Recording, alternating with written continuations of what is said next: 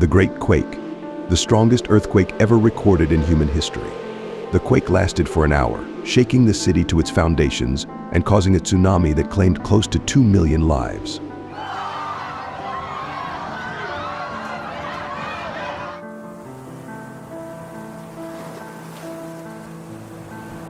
New Los Angeles, California, a city once considered a marvel of engineering and a symbol of humanity's resilience. Built from the ashes of the former city that was destroyed by the Great Quake of 2045.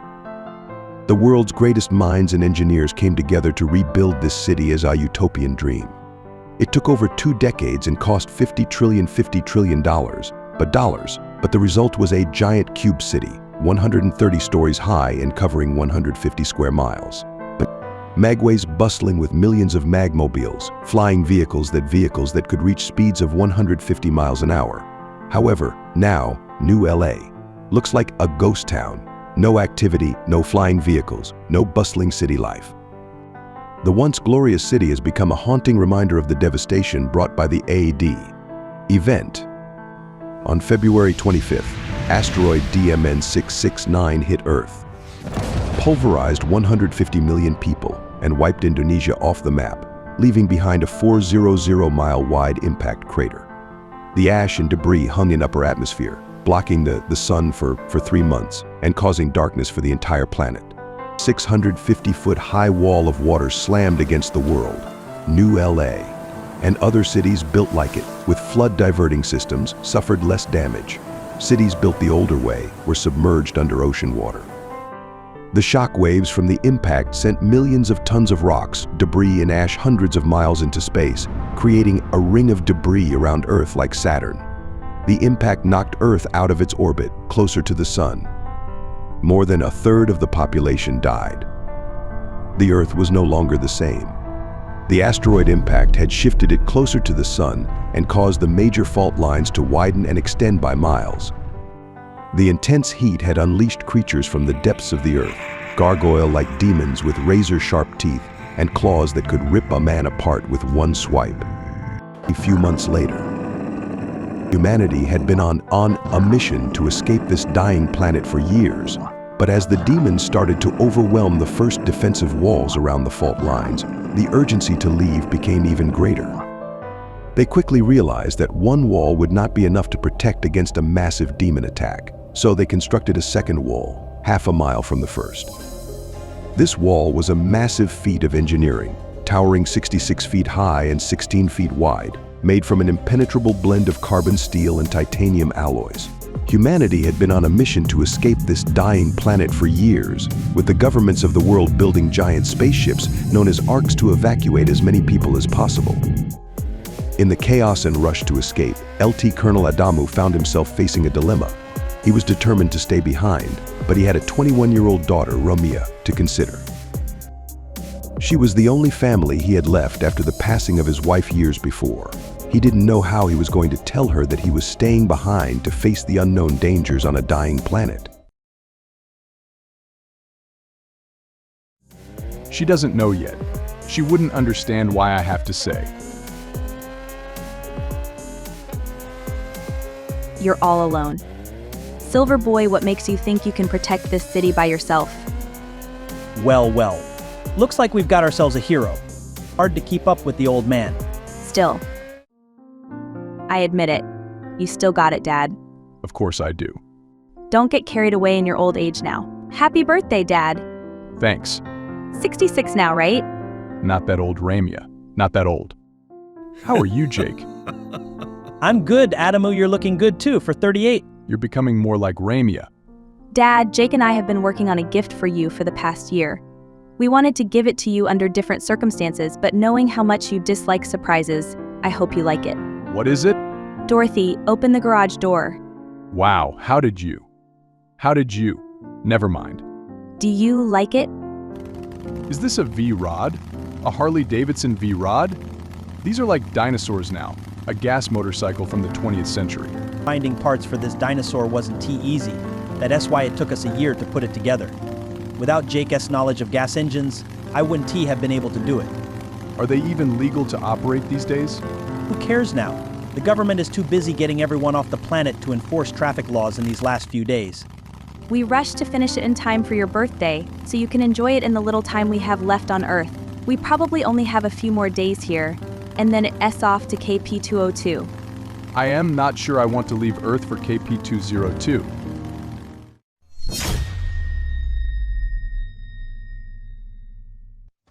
Don't even think about it. Every single human being will be leaving this planet. How will you survive? Earth is getting closer and closer to the sun. It won't be a habitable place soon. Don't worry, sweetheart. Nothing will happen to your dad. Everyone will leave Dad, everyone. Not everyone. This is our home. Where would I go? I cannot forsake it. You two are in Sector 38, right? Yes, Dad. Then, in 2 days' time, you will be leaving. Dad promised me you will join us soon. You're in Sector 45. You are a jerk, Dad. A complete jerk. Earth has weathered worse, but at what cost? Where are all the dinosaurs now? Extinct. Adamu, you can't be serious. What of the beings that are emerging from the fissure? Their numbers are only growing, and it's only a matter of time before they overrun the defenses at the Great Fault. Adam, I implore you to reconsider the gravity of your decision. I love you, daughter. But I cannot leave behind the memories of your mother, or all the joy we shared in this home. No matter what, I will not abandon it. Stargate Observatory, Anchorage, Alaska. How humanity found out that the world was ending began with a discovery. How bad is it? Humanity's in danger. This asteroid is massive and is on a collision course with Earth. If we don't act fast, it could mean the end of everything we know. Normally, when a discovery of an asteroid is made, it is given the name of the discoverer. Damien didn't want that. He didn't want his name attached to the killer that this discovery was going to be. But Damien was the man that set it all in motion. That the world as everyone knew it would change forever February 25th, 2065. Asteroid DMN 669, as it would be named, changed things before it ever hit Earth. A one-world governing body was created, the Global Governing Council, the GGC, and the current President of the United States, President Edwards, eventually became its first elected leader. One of the first directives for the GGC was to send out 10 astronauts, aboard Noah's bird, on an exploratory mission to check out a planet that had been discovered several years prior to the asteroid. This planet, KP202, was suspected to be habitable, a twin planet to Earth light years away. Jack Thorington, the top of his class graduate from the United States Naval Academy, who had piloted many successful missions to the International Space Station and the Moon, was chosen as the pilot and commander of the mission.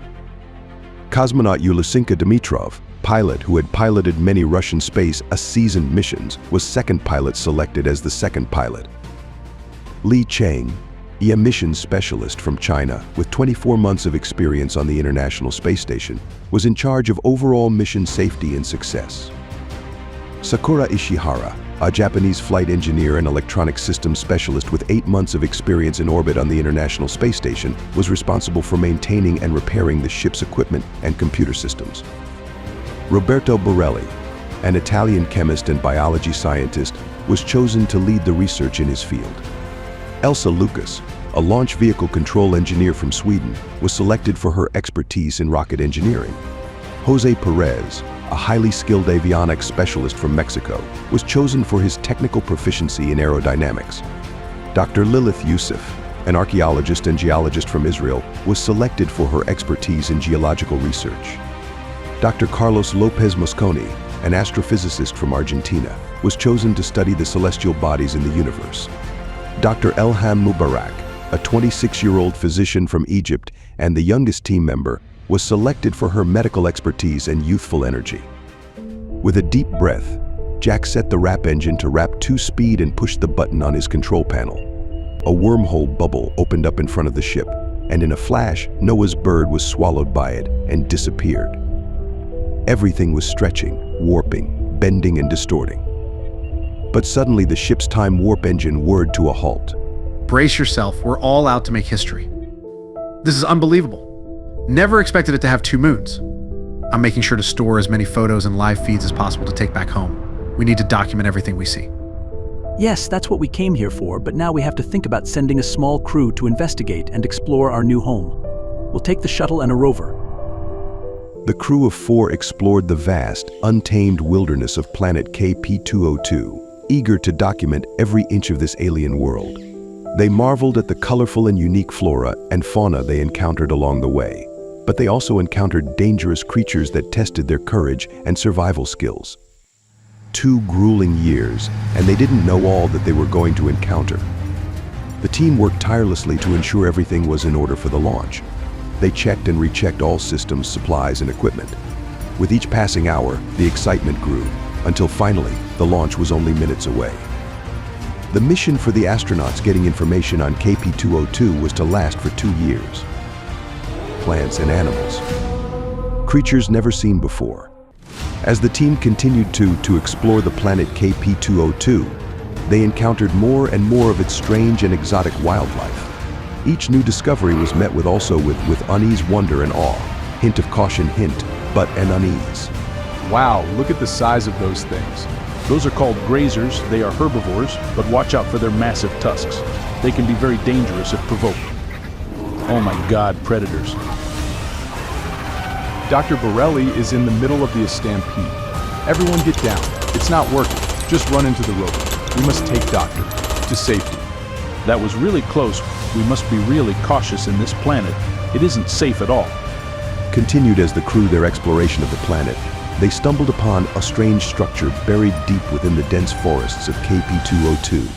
The massive stone structure was made of an unknown metal and stood tall, reaching towards the sky. The crew stood in awe at the sight of the ancient ruins, unsure of what they had just uncovered. This is amazing. Let's see if we can get inside. Look, you know what this means. Civilization. Guys, I see something. Something's not right. I just feels, I don't know, like we're not alone. Definitely civilization. Whoa. We need to take pictures. Get samples. Do you guys feel like someone's watching us? Look out. Run. Weapons, weapons, weapons. Lilith, run. No. Gook. No. Get out. Get out. Get out. There is the exit. Run. I'll carry Lilith's body.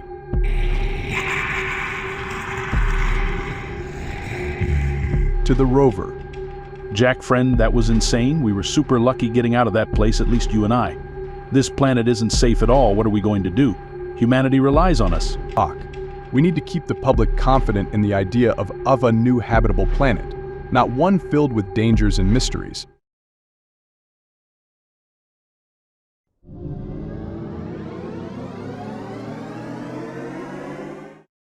Adamu, you came for some soup for breakfast? No, thanks. Come on, it's my last day here, not even a full day. My ship leaves in a few hours, at then. Ugh, I am gonna miss this place. I don't even know how to live in some other place. A new planet? I get it. But if you don't go, who would make the people already there your famous soup? Ha! He understood why Mr. Chu was skeptical. How do you abandon the only home you know for the completely unknown? While Adamu was hitting the I-5 interstate, passing through ruins of old LA, he was having the same problem. The old highways and freeways of the 20th century had been transformed into magways powered by electricity, lifting magmobiles and vehicles in an electromagnetic field, rendering petroleum-based transportation obsolete after the Great Quake. The ruins of the old LA were left untouched as a living museum of the disaster that devastated much of the old city. But Adamu wondered how much longer the magways and freeways would remain functional. When was enough? Is there a place where survival is just plain stubbornness? And things were only getting worse. How much longer would everything hold up? But he couldn't abandon his city. He'd seen so much already, fought so hard, been witness to the unthinkable, and tried his best to combat it. The wall is holding Sir. The demons almost broke through, but the round staved them off, pushed them back. Major Kelly, any casualties? Unfortunately, sir, 100 dead, 12 wounded. The 1st Battalion. Noticeably, the bullets are not phasing the red demons, their exoskeleton impenetrable to the bullets. Some are getting to the wall. They are going to scale it if they do. Are the plasma cannons ready? Bring the plasma cannon now.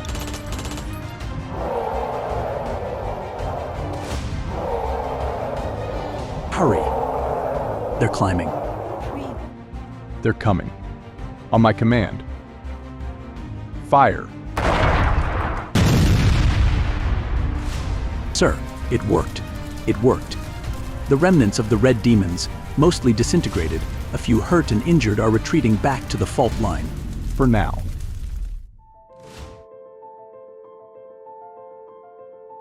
James. Mayor Dalton. Lieutenant Colonel. So what can I do for you, Lieutenant Colonel? What's the status of the evacuation, sir? The red demons are increasingly becoming more fierce. They are pushing limits, and we are paying the price. We need to ramp up the evacuation efforts and get people out of here, soon. We are building spaceships in underground facilities beneath the city and plan to launch them as soon as they are ready. But even with the fast-track process, it will take at least 2 more weeks to start evacuating everyone. I am not sure if we have that.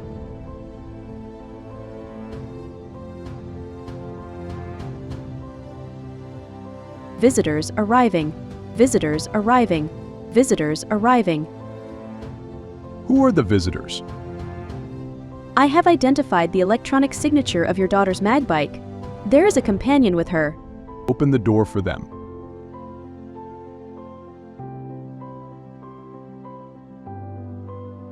Look, who's here? The troublemakers. Confusing us with someone whose name starts with A and ends U? Beer time. Anyone? Thanks. But feel free, little daughter's thieved. Tough day, Adamu. By the looks of it. Were you asleep, Dad? Yeah, I was at the wall today. Every time I am there, it's a lot. Constant fighting off a horde of red demons charging at your location, trying to rip everyone to shreds. But you guys won't have to worry about that soon. Dad, not just us. More and more are coming to the surface, large numbers. They attacked out southern defenses, just like a few weeks ago.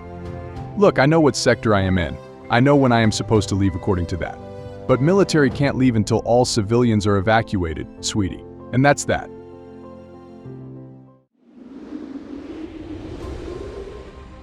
Good morning, officer. Morning, sir. Is everything under control here? Need any extra help? The crowds are well behaved. We are halfway done escorting them to their seats. The other spacecraft are in the same state. In a few minutes, countdown to liftoff will begin. Oh, there it is. Good morning, travelers. As you say goodbye to one home and one Earth, we welcome you to another home and a new adventure. I wish you all a bright new beginning and a bright future on the new planet Earth too.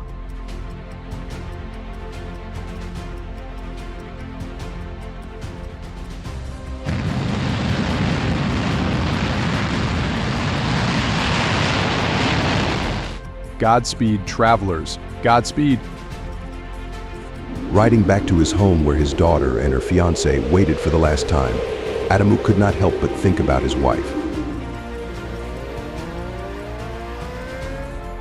Dorothy. He had even named his mag bike after her. He loved the bike, but he loved her more. It only made sense to name something else you loved the name of what you loved most when it's no longer there for you to love. And now he was only a day away from losing someone else he loved, Ramia. But at least this time it would not be like the last. He would know that his daughter was alive, good and safe. And that would just have to be good enough.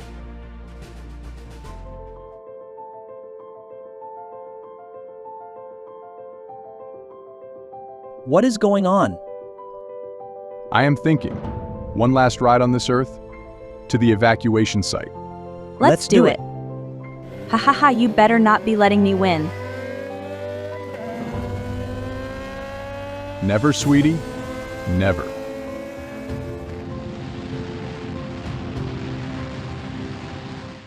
What the hell happened? Hello? That. That was my daughter's ship. What? Wait, who are you? I am the new mayor. Yvette Daniel, and you must be Lieutenant Colonel. Adamu, yes. That was not your daughter's ship, I assure you. But the former mayor, for the lack of a better way to say this, freaked out over reports of a projected onslaught coming from the Red Demons. Unfortunately, he and his family were on the Ark that exploded. He rushed things, pushed that Ark to launch without proper protocols and system checks. Sad, devastating. But your daughter and fiancé, both are fine. This is a trying time to begin with, and this tragedy is just going to make it all the more difficult. Fear and worry can spread quickly. I hope I can count on you to do some more heroics, like helping to assuage the people, that they can still trust what we are doing, this Arks, and get them to New Earth. Of course, Mrs. Mayor. Eva, please. Friends call me Eva. Look forward to talking to you more, Lieutenant Colonel. Just Adamu. And I hope so. Keep firing at them. We are Sir, but the plasma machine guns are not stopping them. Kelly. Cannons. I know what it will do to the wall, but we gotta get those things back. We gotta stop them. Roger. Use the cannons. They are fully charged. Go. Lieutenant Colonel, what are you doing? Where are you going? I am gonna draw them away. Back towards the fault line. But sir. Tell the troops to hang in there. Just keep them at bay. I am on my way. I will use the tunnels.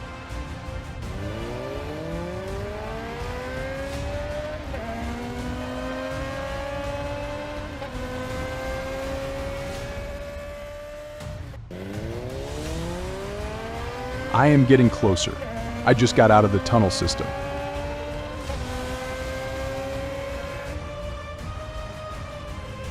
We're still firing on them, sir. But they're right there. Keep firing. All right, Dorothy. Max speed. Sir, there are 2 of them left on the wall. I'm there. Eat some plasma. Yes, I managed to draw their attention just like wanted. They are coming down. Got them. I'ma lead them away.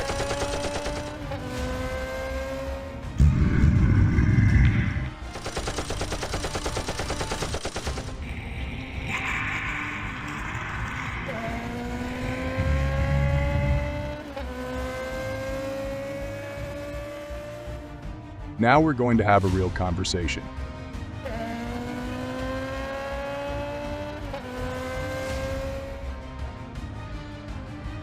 Hasta la vista, demons.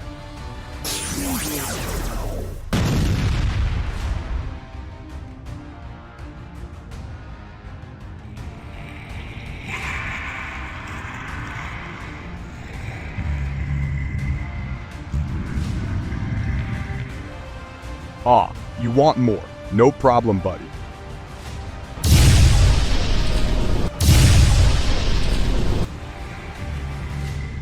Yeah. That was an epic battle, sir. Eat that, mother. Dear Dad, I wanted to write you an old-fashioned letter instead of a hologram message because I didn't want you to see me cry. I just wanted to say that I love you, even though we didn't always agree on everything. But I knew we could always work things out. Thank you for always being there for me. We were both dealt a tough hand when Mom passed away. You lost the love of your life and had to raise a preteen girl all by yourself. And I lost my mother before I could learn everything that teenage girls need to learn from their mothers. Thank you for trying to be both the father and the mother figure in my life, because you were all I had. I know Mom's passing left a big hole in your life. I remember you always used to smile, laugh, and joke before she passed. After that, it was almost a miracle to make you laugh or smile again. You tried your best to hide your sadness so it wouldn't affect me. I wanted to apologize for all the trouble I gave you during my teenage years, with my mood swings and yelling fits. But you never wavered. I know you promised me you would come to KP-202 once all the civilians were off the planet. But something tells me you won't. I can read you just like Mom could. If you are going to stay, I know you promised me you will be okay, but please stay safe. You can use any equipment, electronic or otherwise, that Jake and I amassed over the years in the garage or the apartment. How things change. Nothing ever stays the same. Hey, come here, Smay, come here. Are you lost, buddy? Let's see who is missing you. The next day. Perfect. We have the next 50 launches, dates, all squared away with maintenance scheduled for check. That's a total of 100 this month. That's over 200,000 people evacuated and safe. What's next on the list? Lucy was my dad's last birthday gift to me when he passed away 3 years ago. Okay. She's all the family I have left. You can imagine the terror I felt when I couldn't find her. The electronic tracker on her collar always works, but this one time when I needed it most, it malfunctioned. When my apartment's AI detected Lucy's collar, I ran outside like a crazy person. And there he was. Lieutenant Colonel Adamu, and I can't get him off my mind. Then you should ask him out. Don't waste any time. We no longer have that. A tall, handsome, stern, but kind-hearted military guy. A bona fide hero. Even saved your dog. With the apocalypse, he might be one of the last good men left. You better make your move. That night. I know this was impromptu, but I'm glad you were so, accommodation when I called. Okay, coming. Oh, shocked and a pleasant surprise. I wanted to properly thank you for saying the day. Not your heroics with the red demons. But my dog? Of course, good to know. Later.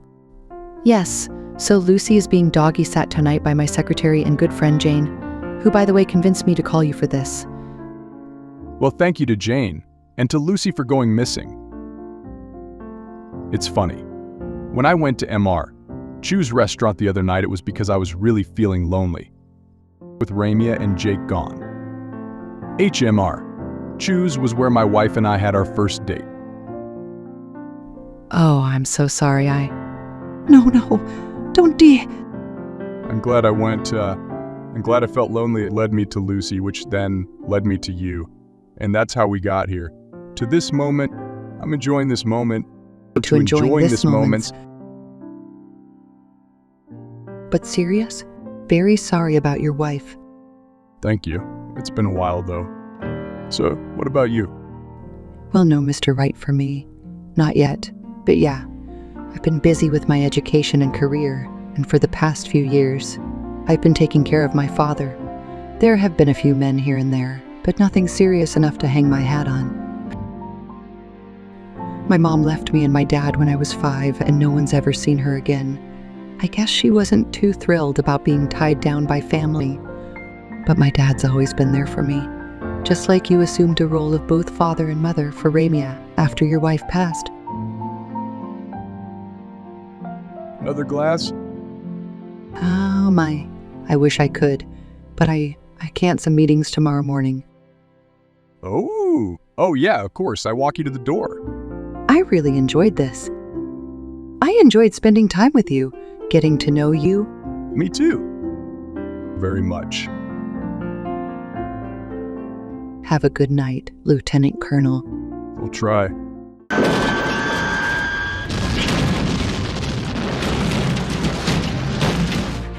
Ramaya, honey, Ramaya. Wake up! Wake up! Wake up! Wake up. Hey, Ramaya, honey, wake. You were dreaming about the crash again. Yeah, it was so intense. I'm just grateful we made it. Not everyone did. Hon, yeah, come on, come see this. What are you talking about? Come on, I'll show you. W, what is it? Well, it's ours. Hey, got all your guys' stuff. Self-defense? For what, Jake? Oh. I don't understand. Why do we need so many weapons? And these kinds of weapons? This is pretty heavy-duty stuff. Maybe because this planet isn't the utopia everyone has made it out to. Officially. Jack Thorrington. From Noah's Bird, the first ship here exploratory mission. You are a hero. I don't know about that. But the fact is, KP-202 was our only hope for survival. The government knew about the dangers, but they saw no other option. We had to find a new home before it was too late. You will need to be on your guard at all times. The creatures here are unlike anything you have ever encountered. And the landscape can be just as treacherous, with hazardous terrain and unpredictable weather patterns. But with the right training and equipment, you can thrive here. Now, if you will excuse me, I have some work to do, but don't hesitate to come find me if you need anything. Definitely. Thank you. I guess there is a possibility this planet might not only be plagued with giant predators. Based on the exploratory mission, he can't guarantee that there aren't intelligent creatures here too, right? Yeah, I guess. I mean, we could be the invading aliens. What would you have done if you saw thousands of massive spaceships landing on Earth, carrying thousands of extraterrestrial beings? We would have fought them, right? We need to stay vigilant and always have a weapon on hand. But I do appreciate Jack Thorrington being upfront about the dangers of this planet. The GGC had no choice but to tell us half-truths. What else could they do? Tell the people that they are escaping a dying Earth, only to come to a planet with its own vicious creatures. The Earth was getting closer and closer to the sun. Everything was going to be scorched soon. Yeah, but we don't know that for sure. But they never mentioned the dangers of this new planet. Maybe they should have, so people could make informed decision. I am starting to think your dad was right to stay behind. Adamu is a fool if he thinks he can beat the odds by fighting a losing battle. I am so sorry, I didn't mean it. I am sure Adamu will be okay and will be on one of these ships soon. Let's just be careful on this new planet, okay? Okay. Weeks later. How are my two beloved today? Hey, honey. Hello. I'm sorry, love. I was in my world. Stay vigilant, right? Make sure you have this next to you, just in case. Right, just in case. Okay, baby. I'll go on with my duties. What was that? Arabia! Arabia! Look out! Move, Arabia! Jake, what's going on? Behind you!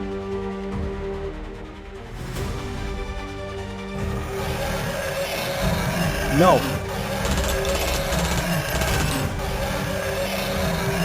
Jake, no. Please, God, no. And then the end came. Again. Go to hell, demon. Kelly, what do we got? It's bad. Worst one yet. Lieutenant Colonel, we are trying to get the last few Arks up and ready, but we still need a few days. Okay. I will do my best to clear some out. Major. Thank you, sir. I gotta go. Have to pick up my mag. But this time there was no time for preparation. Adamu, they are everywhere. Everything is. Eve, I am on my way. Find someplace safe. Hide. This was survival. A race to the end. What the? Eva. Come in, please. Adamu. Oh my God. Hold on. I'ma get you out. Eva, oh no. Oh, Lucy. Shit. What a mess. Now you are safe, honey. I will take care of you. You are safe here. With me. Is there anything I can get you? Lucy. She was barking and nudging me along. She was doing her best to save me. Save us. I am sorry. I don't want to be alone. Not tonight. Maybe not ever again. Days later. Even in the end, there are reprieves, moments where you can pretend that life is normal, that it's not ending. These are the moments that you fight for, no matter how short they are. I am glad I am here. Me too. I guess that's us. I am not going. What? I just can't leave this behind. Then, I am staying too. I can't ask you to. You didn't ask me. I found you, and I am not losing you. Later that night. This idea of yours. If we are both staying, then we need to know what we are up against. So what? We dissect one of these things? Yeah, to understand them, biology, their physiology. There may be something there we can use. There, by the alley? It's loaded honey. Now secure it in the mag truck. What are we up against, Adamu? Look at this thing. Do we even stand a chance? Lock and load. Let's go back to the garage. At Adamu's garage, they have learned a massive amount of information about the creature. Okay, honey, so its shell is as hard as a rock, but once we get it open, an exoskeleton with 2 shells. The outermost shell is covered in iron oxide and strontium. Iron oxide and trace strontium react with oxygen and water vapor in the air, giving these creatures their intense red color. Sorry, biology and chemistry background here. Roger that. Look, the outer shell of the creature is made of titanium carbide and hafnium carbide. No wonder it can withstand temperatures over 4,000 degrees Celsius. No wonder they can live in the intense heat deep in the earth. It's made of carbon. Carbon with reinforced fibers, it probably has a strength of up to 700 MPa and can keep that strength even at 2,000 degrees Celsius. These creatures are tough, like armored vehicles. And there, the lungs in the back are more red, while the ones in front are more black. The red ones look thinner too. The blood from the red lungs has a thinner consistency and is reddish-brown, while the blood from the black lungs is thicker and black. That means it has 2 circulatory systems, each with a different type of blood. This also means that these creatures are designed for both environments. They can live both above ground and deep beneath the earth, where there's high levels of sulfur, methane gas, and iron, one for the surface and one for the depths.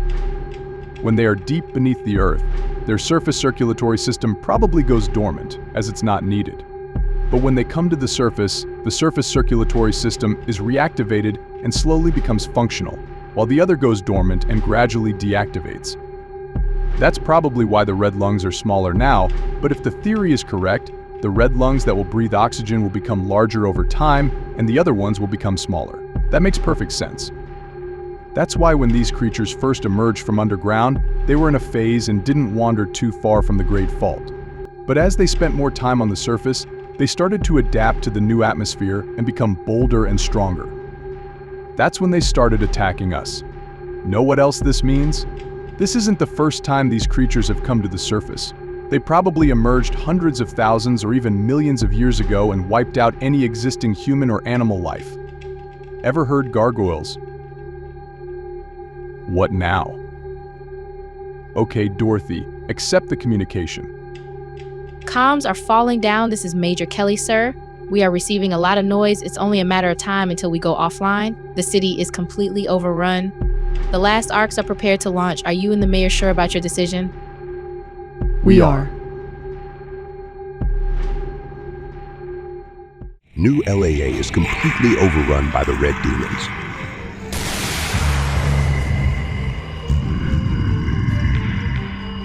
The last spaceship was launched into space. There was no possible way to launch another one. The structures of the rebuilt city have fallen and the end of everything is near. Several weeks later, in a steel-reinforced, safe room, life has always been about the survival of the fittest. And despite the trajectory of human evolution, the simple fact remains the same. Almost gone, hun. The water? Didn't. Do you account for them busting the filtration system? No clean water is a problem. Chen, yeah it is. But we'll find a way. I know. I'm with you. We will. I may have to venture out. Not without me. A few lessons before leaving the safe room. Okay, honey, let's go upstairs. Everything is destruction. The passage of demons leaves its mark. It's over there. We'll grab whatever we can, whatever is left, but especially water. Here we have beans in good condition and bottles of water. Put them in the bag, Eve. Shit, did you hear that? They're in the store. Honey, run. Leave the backpack. We must hide at the back.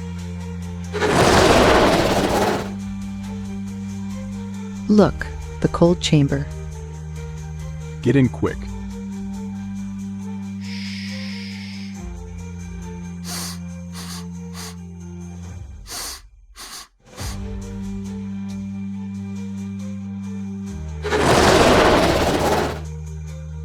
Wait, they ran away? Remember their two shells? Think exoskeleton and environment. Maybe they don't like the cold. Me neither. It's freezing here. Let's go out.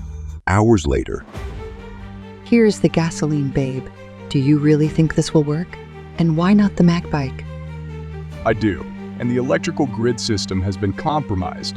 The constant power fluctuations will render the magways useless and make it difficult to escape the demon. I must finish modifying this beauty, and then if we make it to Alaska someplace cold, we have a chance. I'm with you. trying to outrun the inevitable. That is the flight of human existence. Simply because we know that there is an end. The survivalist in humanity makes us reach out and pursue the impossible because it seems plausible. To just live, I think it's working. Eat this ice rock.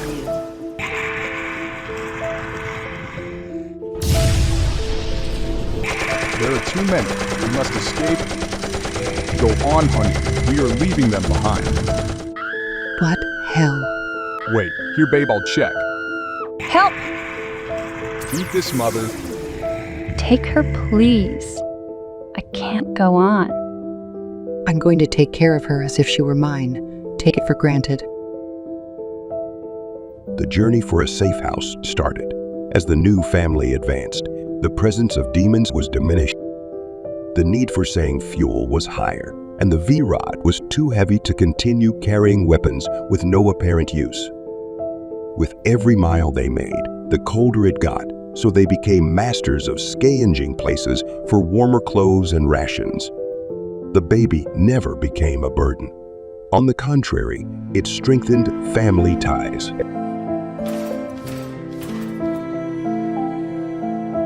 Hey, honey, what's going on? I heard a noise coming from here. B, please let me go. Those things were gone days ago. B, but I can't hold on, Shit. Go back to sleep, babe. I'll take care of it.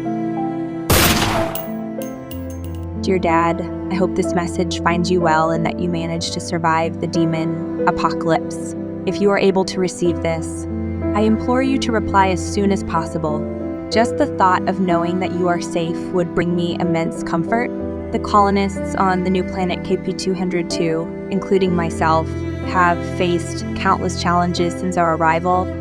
I am writing to you with a heavy heart as I bear the devastating news of Jake's passing. He bravely gave his life to protect me from the dangers planet that lurk on this new planet. I am now a mother, and you are a proud grandparent. I named my son Jake after his father. He is now 4 months old and just as inquisitive as his dad was. I see a lot of you in him as the days go by. More and more colonists are falling ill on undiagnosed diseases or hunted down by these massive predators. And now we face an even deadlier enemy, the Greys. These indigenous humanoid light creatures live in vast underground cities as they seek to avoid the dangers of the surface. As pale gray in color, they possess 2 large eyes and a minimal nose and mouth. Despite their small stature, they are incredibly intelligent and have weapons that rival ours. They consider us invading aliens, competing for resources and food, and they attack us at night. No one has returned to tell us what happens to those who are captured. Months later, You were right, Dad. We gave up too soon on our beloved Earth. Instead of banding together and fighting to save it, we took the easy way out and fled to another planet. But it's not as simple as just taking over. The daily toll of the deaths of the colonists is overwhelming, and I can no longer bear the thought of you being in danger or in need of help on Earth. I am not alone in my thinking. Many colonists, including my neighbor Jack Hayward Thorrington, are also considering a return to Earth. Jack was the captain of the exploration mission that was sent to KP-202 on the Noah's Bird. We are planning to sneak into one of the shuttle Arks and have Jack pilot us back to Earth. And I will huff and puff and blow where your house do. Here you go. We understand that our plan is filled with dangers and uncertainties. We may face death at the hands of the red demons or the scorching temperatures, but we would rather die fighting for our home planet than being invaders on an alien planet. the asteroid's impact has shifted the planet's orbit, causing it to enter a deep ice age. The sun is distant, only reaching the planet with a few hours of sunlight each day. The red demons have returned to the bowels of Earth from whence they came, having exterminated much of the remaining life on the planet. It remains uncertain if any humans have survived. But if they have, they're confronted with freezing temperatures and a desperate struggle for survival. New endings and old beginnings. I love you, Dad, and I pray that we will be reunited soon. Until then, take care. With love, Ramia and baby Jake. The end.